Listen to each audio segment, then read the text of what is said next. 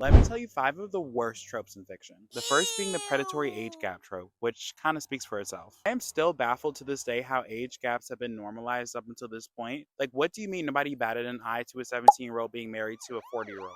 And it's even worse when this stuff is presented to us in fiction that is meant for teenagers. If the amount of teenage girls in these stories that have been with men from 30 to over 1,000 is nuts. Next, we have the disposable black girlfriend trope, which something you wouldn't think would be such a big issue now, but it most definitely is. The most recent example of this is the character Amber from the show Invincible, who was sidelined immediately after Mark started to get closer with Eve.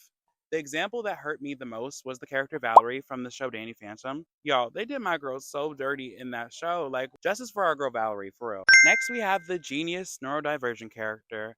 Now, as a neurodivergent person, this isn't necessarily the worst trope that you can have, but at the same time, we have to remember that neurodivergency is on a spectrum and everyone is different. And I think what writers are trying to interpret as genius and neurodivergent people is hyperfixation, which means someone on the spectrum usually hyperfixates on a certain thing. Now, that being represented in media, I have no problem with, but constantly portraying people on the spectrum as robotic, with no feelings, no internal world, is just very damaging. Next, at number 4, we have the love triangle. Boo, tomato, tomato, tomato. I cannot stand this trope for the simple fact that it is literally called a love triangle, and only 2 people out of that triangle are interested in one person. How it is supposed to be is person A likes person B likes person C, and person C likes person A.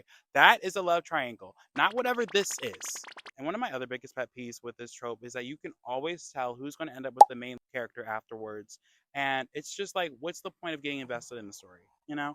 And we save the worst for last. My ultimate biggest pet peeve within stories is the miscommunication trope. It's always instances where the characters overhear something and they misinterpret it in their mind, and instead of going to that person and confronting them like an adult, they just let their mind run wild and they just go based off of that. And now the person that they're mad at has no idea what's going on because they won't talk to them. And it's a very easy solve that just leaves me feeling frustrated every single time.